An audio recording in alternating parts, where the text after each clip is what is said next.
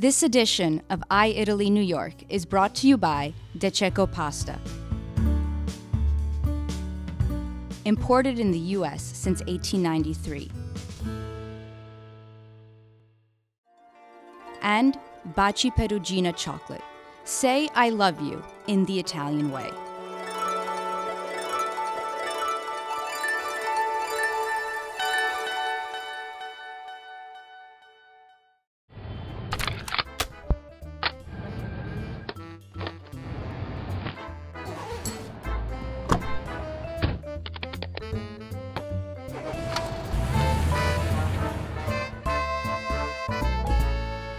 Federico Iena Cruz and his street art, an Italian corner in Williamsburg, the first episode of our Pasta Mania series, Fettuccine al Ragù. Fred Gardaphe reviews Long Island Italian Americans. Fabio Volo at the Italian Cultural Institute.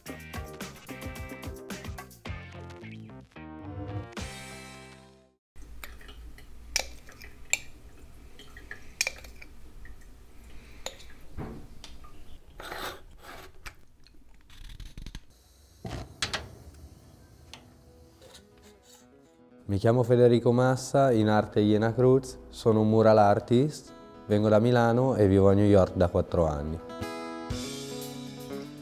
Fin dall'inizio io mi sono appassionato al mondo dei graffiti, compreso l'aspetto illegale, quindi iniziando da ragazzino, andando a fare tag in giro, treni o metro. È iniziato tutto così, ma si è trasformato poi in un voler esprimere me stesso.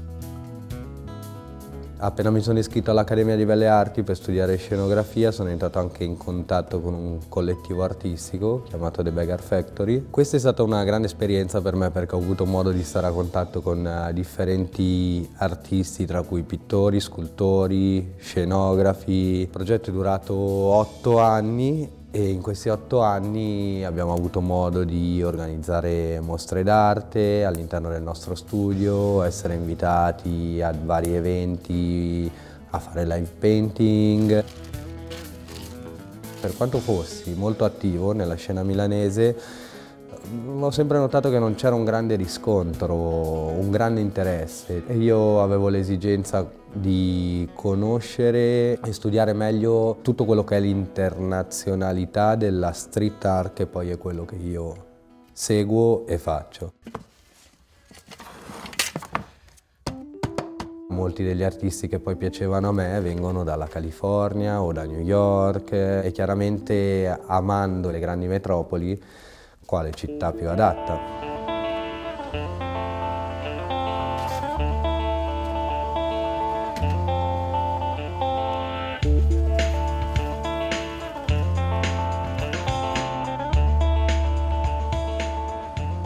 A New York devo dire che alla fine, se tu per qualche motivo conosci il proprietario e lui è d'accordo a farti realizzare un lavoro sul suo muro, tu puoi farlo. Non c'è bisogno di nessun permesso speciale dal comune o niente. Alla gente piace questo fenomeno e sempre di più gli artisti iniziano a trasformarlo in un vero e proprio lavoro.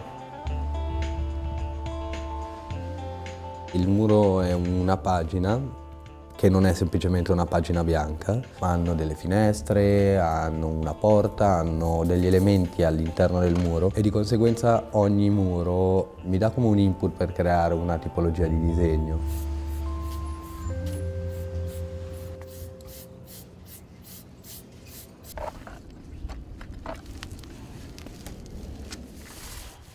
Un altro punto interessante del dipingere per strada è proprio l'interazione col pubblico. Chiaramente sei visibile e la gente si ferma, chiede, ti parla e c'è una buona interazione con lo spettatore, che non è lo spettatore che viene invitato in una galleria che è un po' mirato, è uno spettatore casuale.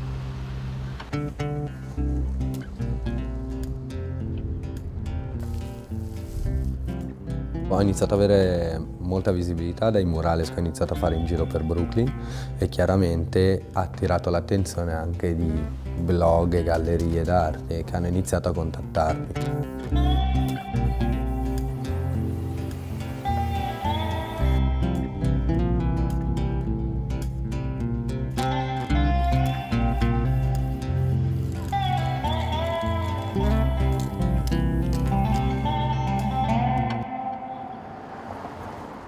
Proprio 2 giorni fa c'è stato l'opening di una mia solo exhibition, di una mia mostra personale, all'interno di una galleria qui a Brooklyn.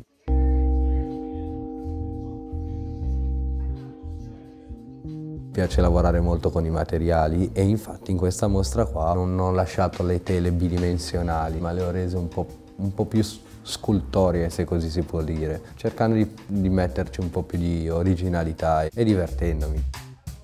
Io mi sento realizzato dal momento che a me piacciono i miei lavori. Non credo che a tutti piacciono, l'arte è molto personale, quindi c'è gente che gli possono piacere tantissimo come altra gente che gli può piacere un'altra tipologia di arte, di conseguenza non tutti apprezzeranno sempre il tuo lavoro.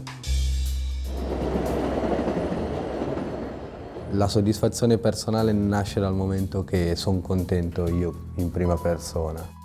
Mi capita spesso che quando sono contento io, in realtà i lavori piacciono anche agli altri e questa è una bella soddisfazione.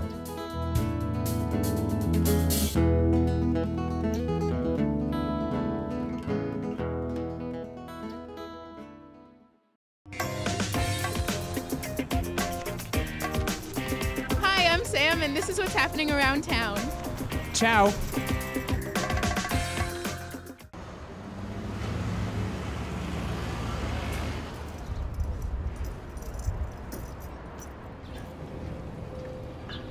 Uno, ci vuoi zucchero o no? Sì, zucchero, ma quanti cappuccini hai fatto? Oh, non si sa quanta milioni non ti sa, 45 anni.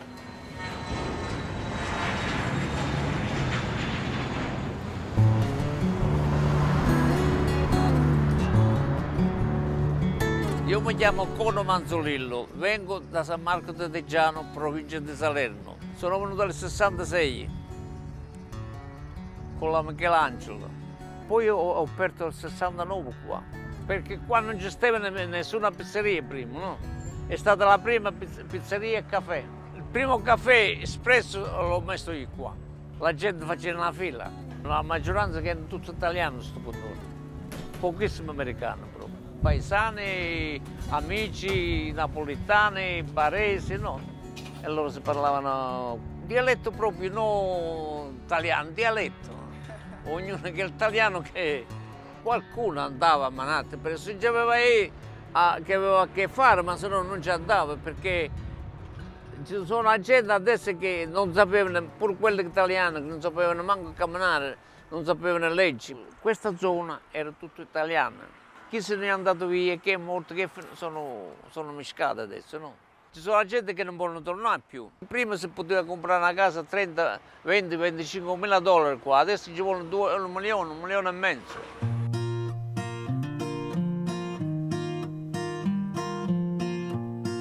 My name is Mike Chiricella. I'm from Salerno, Italy.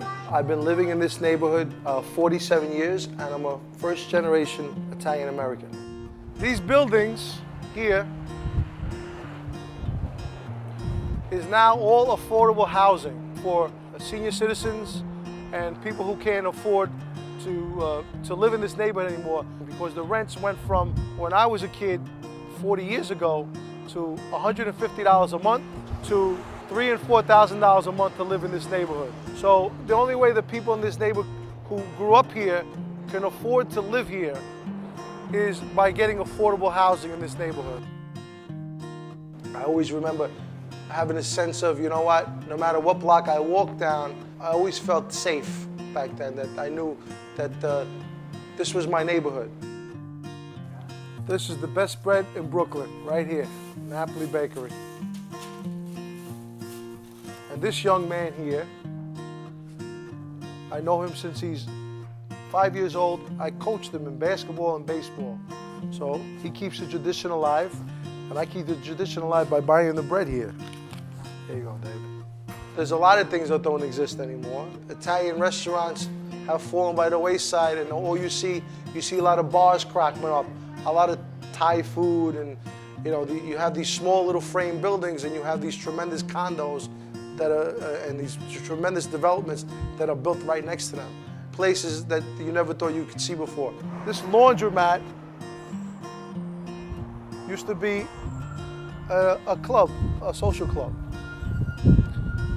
There's no more social clubs left because there's no Italian Americans left to socialize like they used to be. So they left and they made it a laundromat. The Alligator Lounge across the street used to be a pastry shop called Galleria, the best cheesecake.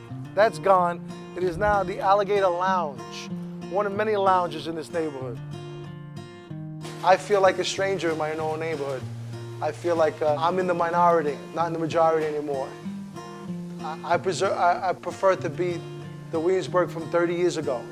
But I know that Williamsburg, it doesn't exist anymore, so I'm gonna transform myself with the neighborhood and try to do the best I can and stay here.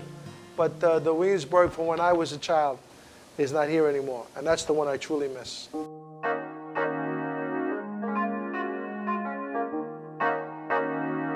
My name is Dominic Varuzza, and I'm first-generation American, here born in Brooklyn, New York, and my family comes from Teggiano, Italy. Williamsburg to me is like just like everybody else comes from this neighborhood. It's just like a part of your life. Everyone's like a family and a part of each other, and it's not the same now as what it once was 40 or 50 years ago, but it's nice having that feeling of camaraderie, knowing like someone on the street or your neighbor, or being proud that you come from a strong Italian neighborhood like Williamsburg, Brooklyn. The Giglio is kind of just something I was born into. My father, grew up in this neighborhood, so I mean, anyone who comes to this neighborhood, they know the Giglio, they know the feast. So he just kind of was drawn to it and wanted to be a part of it. He just started lifting the Giglio when he was like 15, 17. And then when I was born, I just fell in love with it right away. Since I was a kid, I was 4 years old, I would just always want to be around it, and the band and him. Every Saturday I'm helping build the Giglio, and I'm always in church, and it's an important tradition that I hope I can uphold, and that's around for my kids and my grandkids. Like, I got to grow up through it. I really don't know how this community will last as, a strong Italian community. Obviously it changed, it's nowhere near what it once was, and a lot of people have moved away. And I feel like, as older people, will be gone at one point. Unfortunately, it'll lose a lot of it, but I think things like Italian restaurants and stuff that are mostly run by people whose parents immigrated to this country, a lot of them from where I'm from in Teggiano, they kind of hold it, and people come back to this neighborhood to be a part of that. And they love to come back and talk about, oh, my grandfather was from this street and this, and people have that nostalgic feeling about Williamsburg. So I think that's what the Giglio does. And I think Giglio brings people back to what once was, a great Italian neighborhood.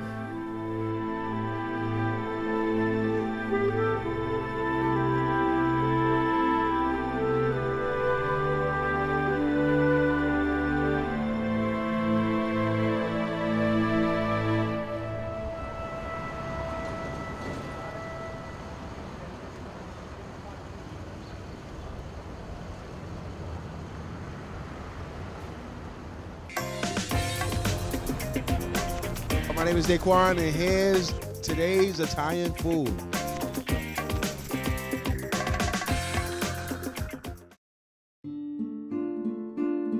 This is pasta. Real Italian pasta. Pasta is serious business.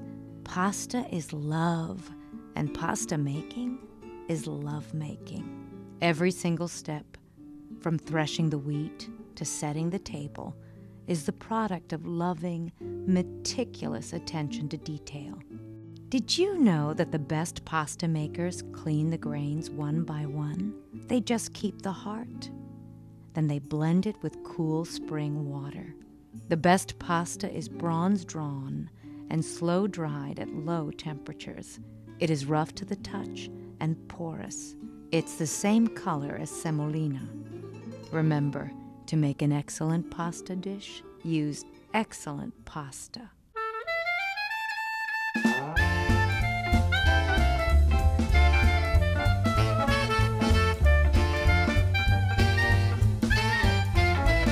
Today's recipe is fettuccine al ragù.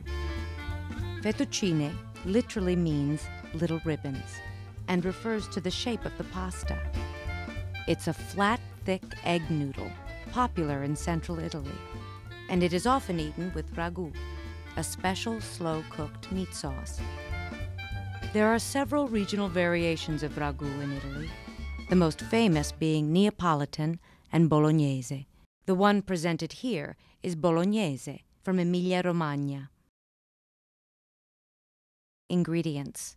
First, you'll need 24 ounces of egg fettuccine, 1 stalk of celery, 1 onion, 1 carrot, a sprig of parsley, 30 ounces tomato puree, 10 ounces ground meat, pork and veal, 4 fluid ounces of red wine, 4 ounces grated Parmigiano, extra virgin olive oil. Now that we're ready, let's see how Chef Luca Stefani does it. Preparation. Finely dice the celery, onion, and carrot. Only use fresh vegetables and dice them yourself. They're more flavorful than frozen, pre-cut ones.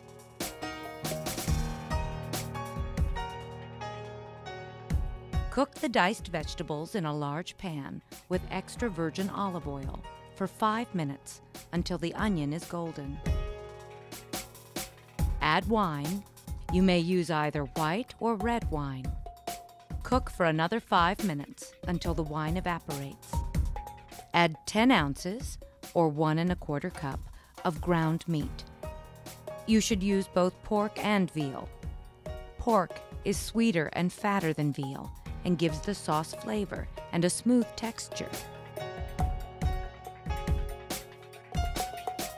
Add salt and pepper to taste. Cook for about 10 minutes until the meat is brown. Add tomato sauce and reduce heat to low. Let it cook for at least an hour and a half. This is the bare minimum amount of time you should cook the sauce. When the water comes to a boil, add coarse salt. Toss in the pasta, stirring occasionally so it doesn't stick. Remember that the secret to any excellent pasta dish is pasta. The best Italian pasta stays firm after cooking and has a rough, porous texture that the sauce sticks to better. Cook the fettuccine for 3 minutes. Pasta must be al dente, or firm to the bite. When the fettuccine is done, don't drain it with a colander. Just remove it from the pot using a large slotted spoon. Sprinkle with Parmigiano and a little extra virgin olive oil and stir. Fettuccine al ragù bolognese should be paired with still, medium-bodied red wine, especially a wine produced in Emilia-Romagna. We recommend Sangiovese. Remember, to make an excellent pasta dish, use excellent pasta.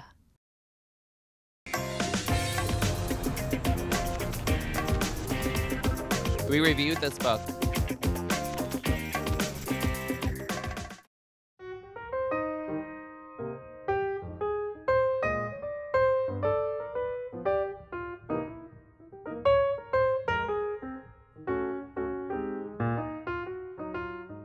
People are always coming up to me and saying, hey, where's the Little Italy in New York? It's not like it used to be. And the people who used to be there now live on Long Island, or they live up in Westchester, or they live out in Connecticut. And a lot of people believe that once an Italian goes into the suburbs, they become kind of Americanized. And Sal LaGumina's recent book, Italian Americans, Long Island, History, Heritage, and Tradition, is a combination picture book. There's a heck of a lot of pictures, as you could probably see. Pictures that come from the archives, pictures that come from people's collections on how the Italians transformed what used to be a very rural place into the kind of suburban haven that it's become. LaGumina covers everything in a gloss. There's no great detail here because, number one, it's a small book, and number two, it's a Long Island. It's a huge subject. There's so many things. But if you come from Long Island, I don't think there's any reason why you shouldn't have this book. And if you want to know what happened to the Italians who moved out from Manhattan and the Bronx and other places in the New York urban area, this is where they ended up, places like Westbury, Port Jefferson, Copiague, and LaGumina is more or less kind of a sociological historian. So you get the sense of history as it's developed from the early immigrant times to contemporary times, the local politicians, for example. He's very good at that. And he's a native of Long Island, or no, I shouldn't say a native. He's lived on Long Island for many, many years.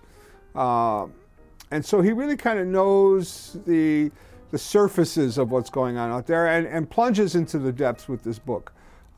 It's history light, as I say, but it's certainly something that people can relate to, and I hope that you would think of Italians on Long Island differently after you read this book.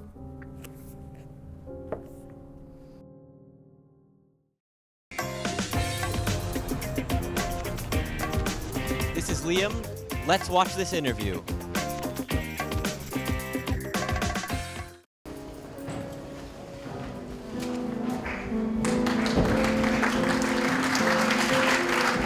Welcome everybody, and welcome especially to Fabio Volo. It's a welcome back, if I'm not wrong, because he was here in 2009, and so he shows in this way his interest and I hope attraction for this country and this city in particular, and for the Italians who live in New York City. Allora, prima domanda, let's do it in English. Oh, wow. Who is Fabio Volo? Wow, because like if someone asks you who are you, it's a very deep question actually. But in a funny way, I'm just, I don't know, I'm a writer in Italy. I have a radio show, TV show, movie. So I try to express myself in a way that, since I'm not very good in one thing, so I have to spread in a few different things. Perché sei venuto qua a New York? Beh, io vengo spesso a New York da quasi 20 anni, poi negli ultimi 6-7 anni ho questo piccolo studio e quindi appena posso ci vengo volentieri. Poi c'era l'occasione di presentare i miei 2 libri precedenti in inglese, che sono stati tradotti in inglese, quindi sono venuto per quello. Poi oggi qui e poi insomma la mia fidanzata, con cui ho appena avuto un figlio, l'ho conosciuta a New York, avevamo amici qui in comune, insomma viviamo anche qua, faccio metà e metà, ecco. Parlaci invece un po' di questo libro, che è un po' diverso dai soliti, anche perché metti in scena poi 2 personaggi. Ti identifichi con uno dei 2 oppure no? La storia, in sostanza, è la storia di due fratelli e di un padre. La madre viene a mancare quando loro sono adolescenti e questi 3 uomini in casa si accorgono di non essere più una famiglia, ma di essere solo 3 uomini che convivono, perché era la madre che riusciva, diciamo, a fare fluire e a tenere insieme questi rapporti, e quindi loro si trovano in difficoltà, un po' come tutti i maschi, a comunicare le proprie emozioni, e pian pianino si allontanano sempre di più. Passano 30 anni e devono tornare in quella casa perché il padre ha bisogno di attenzioni, e lì si ritrovano a dover, diciamo, risolvere tutto quello che avevano in qualche modo evitato da ragazzini, ecco. E cosa significa per te scrivere? Beh, io scrivo programmi televisivi, scrivo sceneggiature, scrivo il programma alla radio, quindi a prescindere dallo scrivere dei libri, dei romanzi, scrivere è un po' il mio lavoro, è l'espressione della mia creatività, e siccome penso che la creatività sia il respiro della personalità, attraverso le cose che uno esprime, che non necessariamente deve essere un lavoro come i miei, va bene anche aprire un bar, un ristorante, quando uno esprime una propria visione del mondo, capisce anche meglio chi è, insomma è un po' come andare dall'analista. Senti, oggi è la festa del papà, tu sei diventato papà da poco? Sì. Sei serio? Hai messo la testa a posto? Beh, devo dire che diventare papà è stata, nel senso che ovviamente tutti ti dicono che è una grande emozione, però devi proprio viverla, e al di là del rapporto che ho con mio figlio, che ha 3 mesi e mezzo, quindi insomma è relativo, cambio i pannolini e lo faccio addormentare, non lo allatto, per cui insomma ho poco da fare, ti accorgi subito che quando hai un figlio smetti di cercare un padre, nel senso smetti di cercare continuamente delle cose, insomma la vita si riassetta su un territorio più, come dire, più naturale, più scorrevole, ecco. Progetti futuri, magari alla riconquista della Grande Mela? Adesso sto cercando di fare, se riesco, 6 mesi. Io purtroppo, per fortuna, anzi, ho molto lavoro in Italia, per cui quando scrivo libri o scrivo sceneggiature posso anche venire a New York. Quando faccio la TV sono costretto a stare di là e cerco dei progetti che posso realizzare appunto questo sogno di poter stare con la mia famiglia a metà e metà, ecco. Grazie mille. E mi serve comunque sempre una carta per stare più di 3 mesi, per cui se c'è un'americana o un americano che si vuole sposare me o la mia compagna per finta, ci mettiamo d'accordo, poi andiamo tutti in prigione, fa niente. Grazie mille. Prego. Next week on i-Italy TV, meet Gaetano Pesce, architect and designer. Come and discover Casa Italiana, Zirelli Marimo, our Pasta Mania series with penne, zucchine e gamberetti. Anthony Tamburi reviews Italo-Americana. Introducing Expo Milano 2015. This edition of i-Italy TV was brought to you by Colavita Extra Virgin Olive Oil,